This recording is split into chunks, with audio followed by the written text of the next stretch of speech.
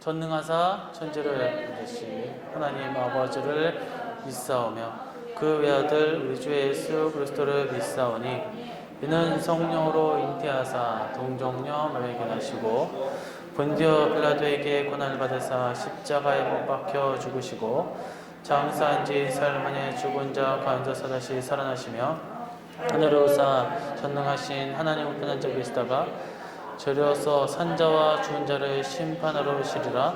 성령을 믿사오며 거룩한 공예와 성도가 새롭다는 것과 죄를 사여 주시는 것과 몸이 다해 사는 것과 영원히 사는 것을 믿사옵나이다. 아멘. 하나님의 말씀 보도록 하겠습니다. 사도행전 2장 42절 한 절 말씀 보도록 하겠습니다. 사도행전 2장 42절 말씀입니다. 그러니까 다 같이 한 목소리로 합독하도록 하겠습니다. 시작! 그들이 사도의 가르침을 받아 서로 교제하고 떡을 떼며 오로지 기도하기를 힘쓰니라. 아멘. 할렐루야. 오늘은 이 사도행전 2장 42절을 이 한 절을 중심으로 이 초대교회의 시작의 모습이 어떠했는가라는 제목으로 하나님의 말씀을 전해보도록 하겠습니다. 이 초대교회가 어떻게 시작했는지 모습을 통해 우리가 이제 새해를 맞이하면서 또 이제 앞으로 2021년을 우리가 어떻게 신앙생활하고 또 어떠한 삶을 사는지 우리가 한번 확인을 해보면서 또 계획을 만들어 가시기를 간절히 소망합니다. 오늘 본문은 우리가 잘 알듯이 오순절 이 성령 강림으로 이 초대교회가 시작될 때의 모습을 잘 보여주고 있습니다. 성령님께서 이제 강림하심으로 제자들의 그 능력을 받았고, 그리고 그중 베드로가 사람들 가운데 서서 이제 하나님의 말씀을 이제 선포하게 됩니다. 그 설교를 듣고 많은 사람들이 깨우침을 얻고 회개하면서 눈물을 흘리고 자신의 죄를 낱낱이 고백하고 예수님을 영접하는 뜨거운 그 역사함이 일어났다는 거예요. 그래서 이것이 바로 이 초대교회의 시작이었다. 오늘 본문 내용은 이 초대교회 시작의 모습 이 세 가지 특징을 보여주고 있습니다. 그래서 물론 이는 교회의 시작의 모습이지만 동시에 성도들의 그 모든 그 삶의 기준과 바로 그리고 시작이 아닌가 생각되어집니다. 가장 필요한 것이 무엇인지를 보여주고 있다라는 것이죠. 이제 우리는 본문을 우리가 살펴보면서 우리가 어떻게 우리의 신앙을 다시 한번 잡아보고 또 어떻게 우리 올바른 신앙을 쌓아가야 될 것인가 그것을 우리가 확인해보고 그리고 또 깨우침을 얻는 귀한 시간을 갖기를 소망합니다. 첫 번째입니다. 초대교회의 시작의 모습이 어떠했는가? 첫 번째 보니까 사도의 가르침을 받았다. 42절의 초반부를 보니까 그들이 사도의 가르침을 받아라고 나와 있어요. 이 초대교회 시작의 모습 첫 번째는 바로 이 사도의 가르침을 받았습니다. 이는 초대교회가 하나님의 그 말씀, 예수님의 가르침, 예수님의 말씀을 받음으로 시작했다는 것을 알 수 있습니다. 즉 초대교회 뭐예요? 말씀으로, 말씀 안에서, 말씀으로부터, 말씀으로 시작하여 말씀의 인도를 받음으로 교회가 시작되었다라는 것이죠. 초대교회 사도들은 두말할 나위 없이 예수님의 말씀을 받은 것을, 배운 것을 그대로 성도들에게 전파했어요. 복음을 전달했다라는 거예요. 사랑하는 성도 여러분, 주님께서는 사도들에게 뭐라 했어요? 내가 너희에게 분부한 모든 것을 가르쳐 지키라라고 명령하셨다라는 거예요. 그래서 사도들은 예수님의 말씀 그대로 그것을 지켜서 다른 이들에게 복음을 전파하였습니다. 그러므로 사도들이 하는 말은 곧 뭐예요? 예수님의 말씀이라는 거예요. 예수님의 가르침이라는 거예요. 곧 예수님의 가르침은 하나님의 말씀이다라는 것이죠. 그래서 초대교회는 이렇게 하나님의 말씀을 받음으로 교회가 만들어지기 시작했습니다. 우리도 그렇습니다. 먼저 붙들어야 할 것은 뭐야? 바로 하나님의 말씀이에요. 하나님의 말씀이에요. 성도가 많고 재정은 넘쳐나요. 교회는 커요. 온갖 시설들은 막 삐가번쩍하고 다 좋아요. 그런데 하나님의 말씀이 없어요. 그것은 이단이라고 할 수 있고 빈 껍데기라는 거예요. 하나님의 말씀이 없는데 어떻게 교회가 영적으로 돌아갈 수가 있겠습니까? 육적으로는 돌아갈 수가 있겠죠. 하지만 어떻게 영적으로 어떻게 하나님이 거기에서 거하시며 또 얼마나 놀라운 그런 영적인 놀라운 은혜가 펼쳐지겠습니까?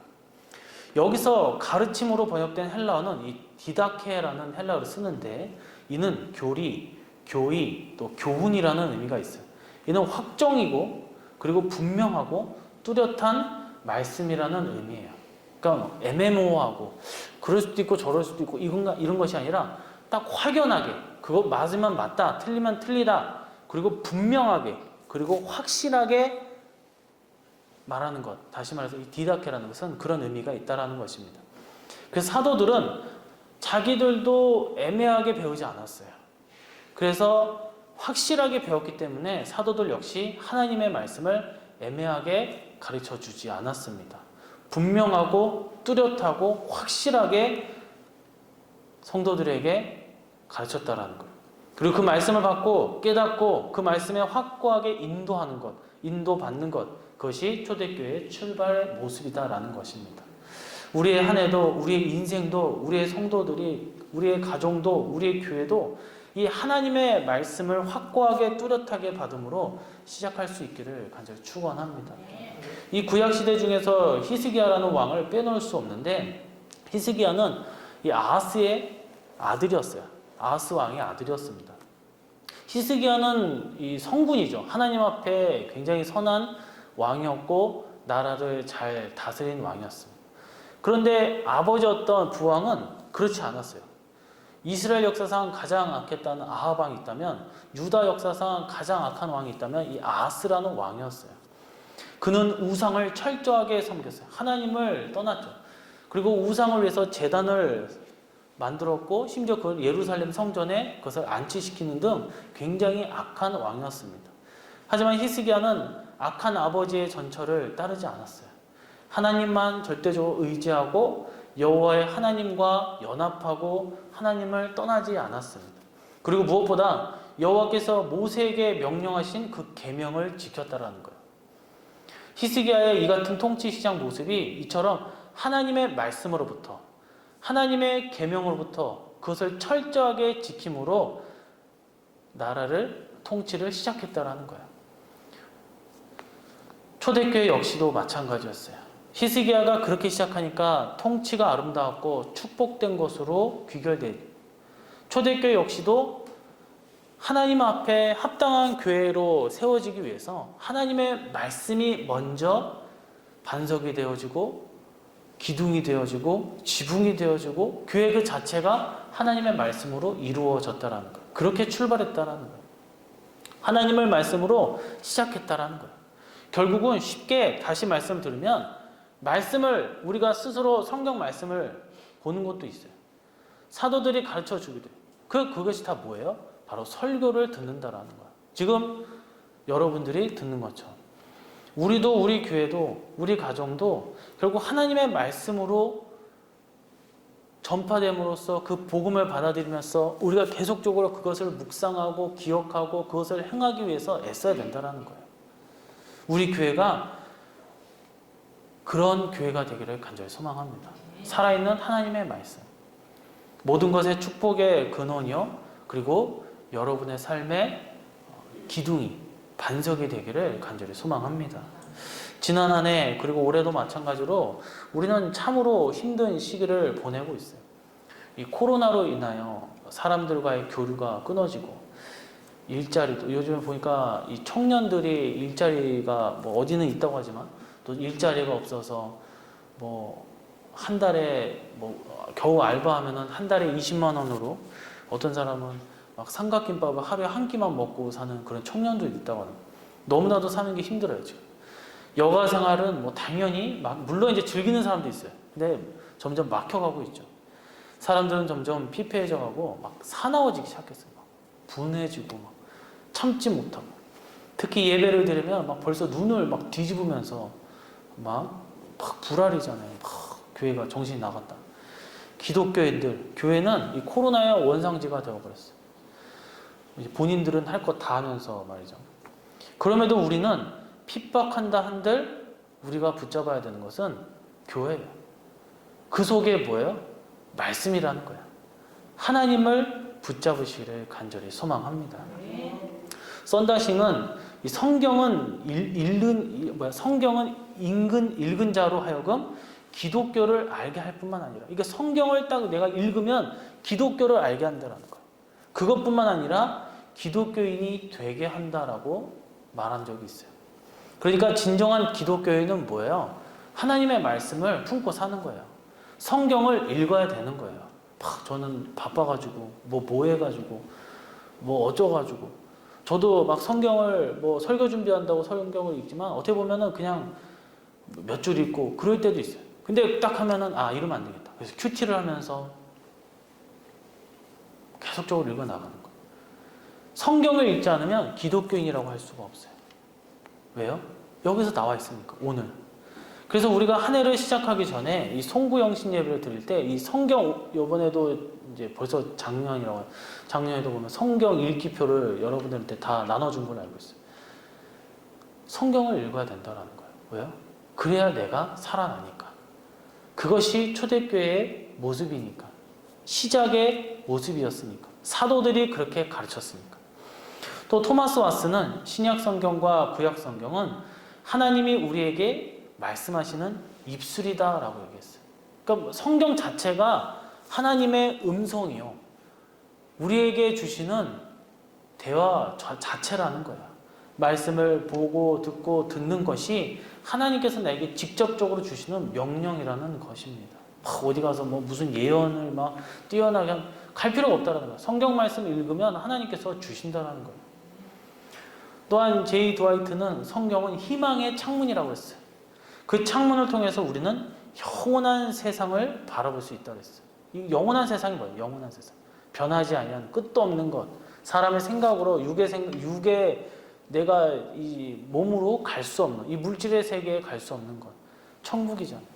세상에서, 세상 방법으로 우리가 찾는 것이 아니라 성경 말씀을 보았을 때에 비로소 우리가 천국에 갈 수 있다라는 거예요. 천국의 그 영적인 세계관을 우리가 바라볼 수 있다라는 거예요. 무엇을요? 하나님의 말씀으로부터. 사랑하는 성도 여러분, 말씀을 받음으로 모든 시작점에 서시기를 간절히 소망합니다. 말씀 안에서 형통한 삶을 사시기를 간절히 바랍니다.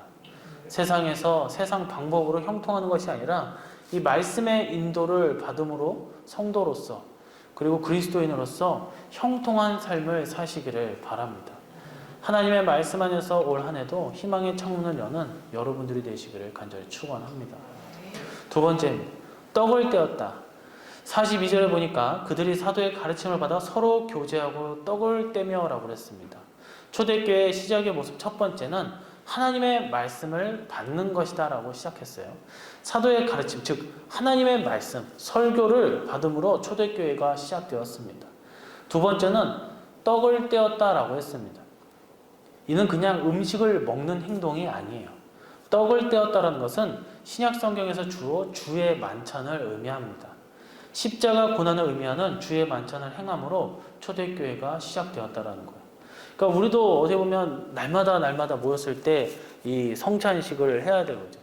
근데 그렇게 못하니까 그럼에도 불구하고 원래 자주 한 달에 한 번 이렇게 첫 주 이렇게 하는데 이제 그것도 코로나 때문에 또 못하고 있죠. 근데 원래는 뭐예요? 모일 때마다 우리가 성찬식을 해야 된다라는 거예요. 이유가 뭐예요? 그 떡을 먹기 위해서, 빵을 먹기 위해서, 포도주를 먹기 위해서 그런 것이 아니라 십자가의 은혜, 주님을 기억하기 위한 만찬이다라는 것입니다. 여기서 떼며로 번역된 헬라 원문표는 이 클라시스라는 단어를 쓰는데, 클라시스는 그냥 떡을 떼다 정도가 아니라 파괴하다, 찢다, 박살내다라는 의미가 있어요. 아니, 무슨 떡을 떼는데 이런 과격한 표현이 있겠습니까? 왜 이런 단어를 썼을까요? 이 속에는 십자가의 고난 때 십자가의 고난만 받은 것이 아니라 뺨도 맞고 침 뱉은 것을 받기도 하고 채찍에 맞으시고 그렇게 두드려 맞고 신문을 당하고 십자가에 매달려 창에 찔리시고 비참해 죽으신 갈기갈기 찢어진 예수님의 몸을 기념하는 예식이기 때문에 여기서 떡을 떼다의 때라는 정말 파괴하고 찢어버리고 그러니까 박살내는 의미가 담겨져 있다는 거예요. 그래서 우리가 성찬식을 할 때 이 떡이 그냥 떡으로 된 것이 아니라 뭐야? 예수님의 살이라는 거야. 나를 위해서 이렇게 찢어졌구나. 나를 위해서 이렇게 파괴가 되었구나. 나를 위해서 이렇게 박살이 나셨구나. 그걸 기억한다는 거. 우리는 이를 늘 기억하며 사는 자다. 이를 힘입어 모든 것을 시작하는 참 성도의 모습을 우리가 갖추시기를 간절히 소망합니다. 초대교회는 이처럼 예수님의 그 십자가의 은혜를 기억함으로 출발했다라는 거예요. 우리도 그렇습니다. 우리의 한 해의 출발점에서 매년 2019년, 2020년, 2021년, 앞으로 2022년 항상 우리가 매해가 아니라 매일매일 365일 기억한 바로 십자가의 은혜를 우리가 기억해야 된다라는 거예요. 우리의 삶의 늘 출발점, 과정, 그 끝맺음 자체도 늘 십자가의 은혜다라는 거예요. 내 부모도 하지 못한 것, 그 누구도 하지 못하는 것을 예수님께서 나의 죄로 인해서 십자가의 그 고통을 감수하셨다라는 거예요. 우리 앞에 늘 십자가의 은혜가 머물러야 될 줄로 믿습니다. 십자가로 감사하고 십자가로 고난을 이기고 십자가로 최후 승리에 이르는 우리 성도님들이 다 되시기를 간절히 바랍니다. 앞서 말씀드린 히스기야에 대해서 다시 한번 언급을 하면 먼저 역대하 30장 1절을 보면 제가 읽도록 하겠습니다. 히스기야가 온 이스라엘과 유다의 사람을 보내고 또 에브라임과 므낫세의 편지를 보내어 예루살렘 여호와의 전에 와서 이스라엘 하나님 여호와를 위하여 유월절을 지키라 하니라. 그러니까 히스기야는 앞서 말씀드렸다시피 말씀을 받음으로 그 말씀을 중심으로 나라를 통치하였어요. 거기에 대해 유월절을 거행했어요. 그가 통치하는 유다만 아니라 에브라임과 므낫세, 즉 북이스라엘도 불러서 유월절을 지키게 했다라는 거예요. 여러분, 유월절에 행하는 것이 무엇입니까? 출애굽기 12장 2절과 3절 그리고 8절을 보면 이달을 너희에게 달의 시작 곧 해의 첫 달이 되게 하고 너희는 이스라엘 온 회중에게 말하여 이르라. 이달 열흘에 너희 각자가 어린 양을 취할지니 각 가족대로 그 식구를 위하여 어린 양을 취하라. 그리고 8절을 보니까 그 밤에 그 고기를 불에 구워 무교병과 쓴나물과 어울러 먹되라고 나와 있어요. 유월절은 이스라엘 백성들이 애굽에서 노예 생활을 이제는 끝내는 그런 의식을 행하는 거야. 이때 모든 이스라엘 사람들이 가족 수대로 어린 양을 잡고 그 피를 문설주와 임방에 뿌리고, 그러니까 문에 다 뿌렸다고 보면 돼요. 문에다. 뭐 그때 당시는 나무 문이겠죠. 그냥 피칠갑을 하는 거예요. 그렇게. 그래서 당연히 이 피를 뽑고 이 어린 양은 뭐예요? 당연히 예수님을 예표하겠죠. 그 피를 뿌림으로 십자가의 대속을 의미한다. 또 무교병과 쓴나물을 함께 먹으면 예수님의 십자가의 그 쓰디쓴 고통과 고난에 동참했다라는 거예요. 하나님께서는 이스라엘 백성들에게 유월절을 거행하며 이를 해의 이 첫 달에 되게 하라고 하셨어요. 즉 유월절을 지킴으로 한 해를 시작하라는 거예요. 다시 말해서 뭐예요? 내가 너희를 위해서 내 독생자 예수 그리스도, 내 아들을 보내주었어. 그것을 기억하고 그것을 기념하고 첫 한 해를 시작하라고 말씀하셨다라는 거예요. 십자가의 그 은혜를 기억하며 한 해를 시작하라는 거예요. 우리도 새로운 한 해를 시작하면서 먼저 이 십자가의 은혜를 기억해야 할 줄로 믿습니다. 우리의 삶에 있어서 늘 우리가 은인을 원수도 우리가 사는 데 있어서 잊지도 못하지만 우리의 은인도 잊지 못하잖아요. 근데 은인 중에 은인, 어떤 말로 표현할 수 없고 어떻게 우리가 감당할 수 없고 갚지도 못하는 그런 일들을 행하신 분이 바로 예수님이라는 거예요. 그 십자가의 그 은혜 중에 은혜라는 것입니다. 그 십자가의 은혜를 늘 기억하시면서 사시기를 간절히 소망합니다. 이 세 번째입니다. 오로지 기도하기를 힘썼다. 42절에 보니까 그들이 사도의 가르침을 받아 서로 교제하고 떡을 떼며 오로지 기도하기를 힘쓰니라. 이 초대교회의 시작의 모습을 통해서 우리는 올 한 해를 어떻게 출발할지를 살펴보고 있습니다. 먼저 초대교회는 사도의 가르침을 받았다고 했어요. 즉 하나님의 말씀을 붙들고 그 말씀을 받아서 시작하라는 거예요. 두 번째로는 성도들이 떡을 떼었다고 했어요. 떡을 떼음으로 시작했다고 했어요. 이것은 주님의 그 십자가의 그 은혜, 우리의 인생을 위해서 우리의 죄로 인하여 그 몸이 갈기갈기 찢어지는 그 고통과 그 고난을 그 주님의 은혜를 잊지 말라고 하셨다라는 거예요. 그 은혜를 기억하면서 시작했다라는 거예요. 이제 마지막 세 번째는 오로지 기도하기를 힘썼다라고 했습니다. 초대교회는 간절한 그 기도로 모든 것을 시작했습니다. 어떻게 올 한 해를 신앙적으로 하나님의 백성으로 하나님의 참종으로 바르게 우리가 시작할 수가 있겠습니까? 하나님의 말씀을 받고 하나님의 말씀의 그 인도를 받으면서 예수님의 십자가의 은혜를 기억하고 그리고 간절하게 하나님께 기도함으로 시작해야 될 줄로 믿습니다. 초대교회는 오로지 기도하기를 힘썼다라고 했어요. 여기서 힘쓴이라고 번역된 헬라어 원문 표현은 이 프로카르테레오라는 헬라어를 쓰는데 이 단어는 진지하다, 끈질기다, 그리고 성실하다라는 의미가 있어요. 그러니까 초대교회 성도들은 진지하게 기도하는 거예요. 장난치지 않고 진지하게 기도함으로 출발점에 섰다라는 거예요. 그들은 진지하게 기도할 뿐만 아니라 끈질기게 기도했다라는 거예요. 또 기도에 있어서 성실하게 했다라는 거예요. 우리 믿는 자들은, 이 성도들은 진지한 기도로 시작할 수 있기를 소망합니다. 끈질기게 포기하지 않고 기도하기를 간절히 소망합니다. 기도를 통해 은혜롭고 복된 삶을 사시기를 바랍니다. 저도 어렸을 때 보면은 이제 부모님이 막 기도를 막 시키잖아요. 막 무슨 기도를 해라. 그러면 이제 90년에 처음에 개척을 했을 때 한 30평이나 어렸을 때 기억이 안 나요. 되게 뭐 저는 이제 작았으니까 그게 큰지 작은지 모르겠지만 막 두 가지 기도 제목이었던 것 같아요.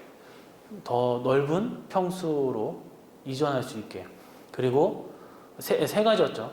뭐 부흥이 되게 해주시고, 그리고 또 더 넓은 평수로 가게 해주시고, 그리고 제발 지상으로 가게 해달라고. 근데 백날 기도해도 하나님은 들어주시지 않더라고요. 보니까 백날 기도 1년이 돼도 응답도 안 해주고, 2년이 지나도 안 해주고, 3년이 지나도 안 해주고. 그런데도 그냥 이제 거의 세뇌 되다시피 해서 막 뭐 하고, 또 새해 되면은 또 기도 제목에 항상 제일 윗칸에 교회에 대한 뭐 넓은 곳 이전, 뭐 지상으로 올라가게 해달라고. 그러다가 저 기억이 안 나. 96년인지 97년인지 이사를 갔어요. 더 넓은 곳으로 갔어요. 더 넓은 곳으로 갔는데 여전히 뭐예요? 지하예요. 근데도 끊임없이 넓은 데로 이사가 왔지만 지상으로 올라가기 위해서 끊임없이 기도를 하는 거예요. 끊임없이. 결국에는 이제 일산에 와서 저는 이제 지상이라고 해서 뭐 또 상가 어디 갈 줄 알았는데 이제 교회를 이제 건축을 하고 또 여기까지 왔는데, 그러니까 결국에는 뭐 하나님께서 그것이 그 기도 제목이 합당하면 뭐 5년이 됐든 10년이 됐든 20년이 됐든 그 계획 속의 섭리 가운데 하나님께서는 반드시 이루어 주신다라는 것을 저는 체험하였습니다. 이제 남은 건 뭐예요? 뭐 교회가 더 넓으면 좋겠지만 남은 거 이제 부흥 되는 거죠. 빈자리가 채워지고. 근데 하필 요즘에는 또 보면은 사람이 많은 것도 또 그렇게 좋은 건 또 아닌 것 같다는 생각이 들어요. 또 하나님께서 거기에 필요할 때, 우리가 정말로 쓰임을 받을 때 또 하나님께서 채워주시리라 믿습니다. 그러니까 끈질기게 기도해야 된다는 거예요. 포기하지 말고 기도해야 된다는 거예요. 하나님께서는 반드시 우리의 생각으로는 지금 당장 하면 좋겠는데 그게 아니다라는 거죠. 다시 한번 히스기야 왕을 언급하려고 하는데, 성경은 히스기야가 다윗처럼 행했다고 기록을 하고 있어요. 역대하 29장 2절을 보게 되면 그가 그의 조상 다윗의 모든 행실과 같이 행했다고 기록하고 있어요. 히스기야가 그의 조상 다윗의 모든 행실과 같이 여호와 보시기에 정직하게 행하여. 그러면 다윗처럼 행했다라는 것은, 다윗 왕처럼 그대로 그것을 답습해서 했다라는 것은 무슨 의미입니까? 우리가 성경을 보면 다윗에 대해 통치 기간 동안에 종종 확인할 수 있는 내용이 있는데, 그것은 바로 뭐예요? 여호와께 여쭈어 이르되, 이런 표현이라는 거예요. 사무엘하 2장 1절에 보면 그 후에 다윗이 여호와께 여쭈어 아뢰되 내가 유다 한 성읍으로 올라가리이까, 여호와께서 이르시되 올라가라. 그리고 사무엘하 5장 19절과 23절을 보면 다윗이 여호와께 여쭈어 이르되 내가 블레셋 사람에게로 올라가리이까, 여호와께서 그들을 내 손에 넘기시겠나이까 하니 여호와께서 다윗에게 말씀하시되 올라가라. 내가 반드시 블레셋 사람의 내 손에 넘기리라 하신지라. 그리고 23절에 보니까 다윗이 여호와께 여쭈어 이르되 올라가지 말고 그들 뒤로 돌아서 뽕나무 숲을 맞은편에서 그들을 기습하되. 그러니까 그의 통치 시작과 관련해 그리고 전쟁 상황과 관련해서 다윗은 늘 뭐예요? 여호와께 여쭈어 아랬다는 거야. 하나님 앞에 늘 물어봤다는 거야. 하나님 어떻게 해요? 올라갑니까? 쳐들어갑니까? 하나님 제가 멈춥니까? 하나님 저 어떻게 해야 됩니까? 늘 하나님 앞에 그 기도함으로 모든 일을 할 때 시작했다라는 거예요. 그는 왕이 되었으니 자기가 하고 싶은 대로 다 할 수 있어요. 권력자였어요.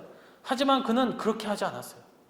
자기보다, 내가 비록 왕이었지만 자기보다 높으신 분이 있다는 것을 분명히 깨닫고, 아담은 그거를 눈치를 못 챘죠. 자기보다 높으신 하나님을 제대로 인지하지 못하니까 하나님의 명령을 따르지 못하고 죄를 지었잖아요. 그러나 다윗은 내가 왕이지만 자신보다 높은 하나님이 있다는 것을 분명히 알고 있었다라는 거예요. 그래서 한없이 어린아이같이, 왕이었지만 한없이 어린아이같이 하나님 앞에 계속적으로 질문을 하는 거예요. 하나님 제가 출발합니까? 하나님 제가 멈춰야 됩니까? 우리들은 어떻습니까? 우리들 대부분은 제가 이렇게 경험상 보면 뭔가 일을 벌릴 때 이거 하나님 이거 해야 됩니까? 하지 말아야 됩니까? 그게 아니라 우리는 어떻게 다 벌려놓고 내 욕심대로 혹해가지고 다 벌려놓고, 그리고 하나님 이거 제발 좀 뭐 좀 하게 해주세요. 하나님 이거 성공하게 해주세요. 하나님 이것 좀 하게 해주세요. 우리는 이런 식으로 기도를 하는 경우가 허다하다라는 거예요. 여러분들은 어떻습니까? 내가 이미 다 정해놨어요. 그리고 하나님 이렇게 해주세요, 저렇게 해주세요. 이런 경우가 없습니까? 우리 기도라는 거, 성도들의 기도는 이 다윗처럼 해야 된다는 거예요. 하기 전에 하나님 제가 이거 해야 됩니까? 하지 말아야 됩니까? 이런 기도를 하시기를 간절히 소망합니다. 어려울 때일수록 더 기도하면서 천천히 하나님 앞에 물어봐야 돼요. 이미 다 해놓고 하나님 이렇게 되게 해주세요. 안 되면 하나님 원망하고 불평불만하고 하나님 언제 하라고 그랬습니까? 어디로 갈지 어떤 일을 할지 늘 하나님께 다윗은 물었다라는 거야. 때로는 위기 상황 속에서도 위기에 직면하는 그런, 누가 봐도 빨리빨리 싸워야 되는데 그때도 다윗은 손을 모아 하나님 앞에 기도를 했어요. 쫓기고 전쟁 한복판에서 그는 언제나 하나님 앞에 여쭈어 보았다라는 거예요. 이것을 히스기야가 그대로 행했다라는 거예요. 다윗처럼 간절히 기도함으로 범사를 늘 기도로 그 아름다운 행위를 보여주었다라는 거예요. 이것이 또한 초대교회의 모습이며 또한 우리 성도들의 삶이 되어야 될 줄로 믿습니다. 우리 역시 하나님께 기도함으로 범사에 간절히 진실되게 그리고 한결같이 끈질기게 기도함으로 모든 것을 시작해야 될 줄로 믿습니다. 국민들이 정부에게 항상 갖는 불만은 바로 소통이에요. 그리고 정부는, 새 정부가 들어오면 항상, 들어오기 전에는 항상 얘기하는 게 뭐예요? 국민들과 소통하겠다. 누가 출마하면 여러분들과 소통하겠다. 뭐 소통하겠다. 그런데 제대로 이루어진 적이 있습니까? 다 보면은 역대 정부들 보면 제대로 된 소통이 하나도 없어요. 국민들은 소통이 안 된다는데 자꾸 정부는 딴소리 하는 거예요. 소통이 되고 있다고 말하고. 그들의 말인즉슨 자기 편에 속한 사람들, 자기들 정책을 지지하는 사람들 말을 듣고 그들이 자기들 정책을 지지하는 것을 가지고 이 소통이라고 얘기하는 거예요. 국민들은 그런 것을 원하지 않는데, 소통이라는 것은 그런 게 아니에요. 모든 것이 연결되어 있고 통하여 있다라는 말입니다. 반대 의견도 들을 수도 있고 반박하는 의견도 들을 수 있어야 되는데 그게 아니라는 거죠. 우리는 어떻습니까? 하나님과 바른 소통이 이루어지고 있습니까? 우리에게 정말로 중요한 것은 하나님과 우리 사이에 소통이 있어야 될 줄로 믿습니다. 그것이 바로 뭐예요? 기도라는 거예요. 기도. 하나님께서 내게 무엇을 원하시는지를 알아야 된다는 거예요. 이것이 바로 육적인 부분에서도 있지만 영적인 부분에서도 귀한 소통입니다. 올 한 해 하나님과 교통하는, 하나님께 기도하는 한 해가 되기를 간절히 소망합니다. 그렇게 기도함으로 내가 나아갈 방향을 제대로 인지하시고 정말 낭떠러지가 아닌 대로 저 올바른 길로 인도를 받는 그래서 바른 출발점에 서서 걸어가시는 우리 성도님들이 되시기를 간절히 소망합니다. 이제 말씀을 맺도록 하겠습니다. 2021년 이제 앞으로 또 무슨 일이 벌어질지 모르겠어요. 작년엔 참 코로나로 인하여 많은 사람들이 힘들었는데 이번 연도 뭐 마찬가지겠죠. 새롭게 시작하는 한 해의 문에 들어선 성도 여러분, 어떻게 올 한 해를 시작하고 있습니까? 초대교회의 복된 모습을 우리의 인생, 우리의 올 한 해의 시작의 모델로 삼으셔서 초대교회가 가졌던 그 마음가짐과 그 신앙의 모습을 우리가 그대로 답습하여 우리의 초대교회의 시작이, 우리의 시작이 되게 하셔서 여러분의 가정, 그리고 여러분의 개인의 삶, 그리고 교회, 그리고 기업, 친인척, 여러분의 이웃들까지 다 변화를 일으켜셔서 은혜와 축복을 받는 저와 여러분이 되기를 간절히 소망합니다. 초대교회가 사도들의 가르침을 받았듯이, 하나님의 말씀을 받았듯이, 그리고 주의 종의 설교를 기쁘게 받음으로 말씀의 권위 위에 굳게 섬으로 여러분들은 그렇게 시작하시고, 또한 주의 만찬을 행하면서 주님의 그 십자가 은혜를 늘 그것을 기억하고 우리가 그것을 감사하면서 끈질기게, 정말 진실되게 겸손한 마음으로, 감사한 마음으로 기도하시면서 모든 사역의 출발점에 서시기를 주님의 이름으로 간절히 축원해 드립니다. 이 시간 우리가 다 같이 기도하도록 하겠습니다. 오늘은 초대교회의 시작의 모습을 통해서 말씀을 나누어 보았습니다. 우리의 삶을 어떻게 준비하여 출발할지를 살펴보았습니다.